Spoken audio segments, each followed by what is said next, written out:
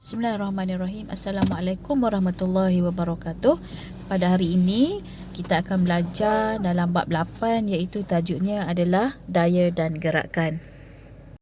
Subtopik yang pertama adalah 8.1, tajuknya adalah daya.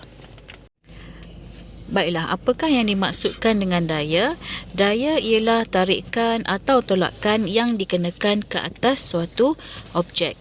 Hampir semua aktiviti harian kita melibatkan daya, seperti membuka tin makanan, menekan suis, menolak pintu, kita menekan sesuatu, membuka sesuatu dan apa-apa sahaja. Daya boleh wujud dalam pelbagai bentuk, contohnya daya graviti, berat, daya normal, daya geseran, daya elastik dan daya apungan. Mari kita lihat beberapa jenis daya. Yang pertama adalah daya graviti, yang kedua daya normal, yang ketiga daya geseran, keempat berat, kelima daya apungan dan yang keenam daya elastik. Apakah yang dimaksudkan dengan daya graviti? Daya graviti ialah daya yang mengarah ke arah pusat bumi. Daya ini menyebabkan semua benda yang kita lambung ke atas akan jatuh semula ke tanah. Okey, buah yang gugur dari tumbuhan, dari pokok juga akan jatuh ke tanah. Sebab apa dia jatuh ke tanah? Sebab dia ditarik oleh daya tarikan graviti. Daya normal pula ialah daya yang dihasilkan apabila sesuatu objek bersentuhan dengan sesuatu permukaan. Apabila ada dua objek yang saling bersentuhan, maka dia dinamakan sebagai daya normal. Berat. Berat ialah suatu objek ditakrifkan sebagai daya graviti yang bertindak ke atasnya. Maksudnya di sini, kebanyakan objek memang ada berat. Okey, apabila objek itu daya graviti bertindak ke atas objek tersebut, maka objek tersebut mempunyai berat. Seterusnya adalah daya elastik. Daya elastik wujud apabila sesuatu bahan diregangkan atau dimampatkan. Contohnya macam dalam gambar tu, dia guna lastik ataupun guna spring. Okey, bila kita boleh regang atau kita boleh mampatkan spring, maka spring tersebut dikatakan mempunyai daya elastik. Seterusnya adalah daya apungan. Daya apungan ialah daya tujah yang bertindak pada sesuatu objek yang terapung di dalam sesuatu bendalih. Apabila objek tersebut terapung di atas cecair atau bendalih, maka daya apungan ialah daya tujah yang bertindak pada objek yang terapung tersebut. Seterusnya adalah daya geseran. Daya geseran ialah daya yang menentang gerakan dan bertindak di antara dua permukaan yang saling bersentuhan. Sebagai contoh dalam gambar di sebelah, kamu boleh lihat seorang lelaki sedang menarik batu ataupun kotak. Okey, di mana apabila dia menarik batu tersebut, okey, batu tersebut akan bergeser dengan permukaan lantai. So apabila terdapat geseran, geseran ini sebenarnya menentang gerakan, menyebabkan kita susah untuk tarik objek tersebut. So bila dia bergeser, kita rasa susah untuk tarik atau tolak objek, maka di situ wujudlah daya geseran. Okey, yang penting dia mesti ada dua permukaan yang bersentuhan, maka wujudlah daya geseran. Sama juga kalau kamu gosok kedua-dua belah tapak tangan kamu. Okey, bila kamu gosok kedua-dua belah tapak tangan, kedua-dua permukaan itu bergeser, maka itu adalah daya geseran.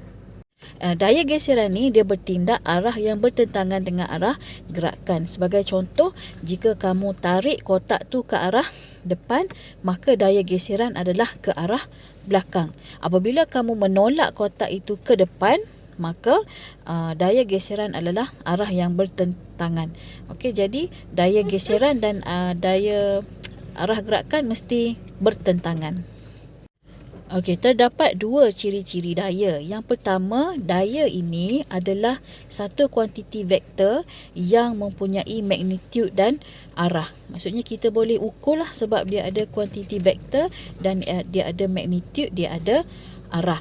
Yang kedua, magnitude merupakan kuantiti atau nilai sesuatu ukuran. Maka daya ni kita boleh ukur tak? Kita boleh ukur sebab dia ada nilai, dia ada kuantiti. Okey, dia ada kuantiti nilai magnitude. Maka kita boleh ukur daya yang terhasil. Okey, seterusnya adalah titik aplikasi daya. Okey, dalam gambar rajah, okey, ada tangan yang sedang menolak kotak, yang mana daya kotak tersebut adalah 10 Newton. Okey, daya yang bertindak pada kotak yang sedang ditolak. Okey, gambar menunjukkan satu daya tolakan yang bertindak pada sebuah kotak dengan magnitude daya sebanyak 10 N, iaitu 10 Newton. Arah tindakan daya adalah seperti yang ditunjukkan oleh anak panah. Okey, dia menolak kotak tu seperti dalam anak panah dalam gambar. Yang mana magnitude daya yang digunakan untuk tolak kotak adalah sebanyak 10 Newton. Okey, titik aplikasi daya yang dilabelkan dalam gambar rajah itu adalah bahagian tangan yang mengenakan daya tolakan pada kotak. Situasi yang kedua adalah apabila seseorang ingin mencabut paku daripada meja. Okey, di mana daya yang digunakan adalah sebanyak 15 Newton. Magnitude daya yang digunakan adalah sebanyak 15 Newton. Okey, dan arah daya seperti yang ditunjukkan dalam rajah. Okey, di manakah titik aplikasi daya? Titik aplikasi daya adalah pada bahagian bawah tukul, yang tempat kita letakkan tukul atas bongkah kayu. So, itu adalah titik aplikasi daya, di mana tukul digunakan untuk menanggalkan paku dari permukaan meja. Daya yang bertindak mempunyai magnitude 15 Newton dan arah daya adalah seperti yang ditunjukkan oleh anak panah. Okey, di mana titik aplikasi daya? Titik aplikasi daya adalah pada bahagian hujung tukul, iaitu bahagian daya yang dikenakan tertumpu. Kita tumpukan daya dekat situ, dekat bahagian bawah tu, maka bila dia tertumpu di situ, maka itulah titik aplikasi daya.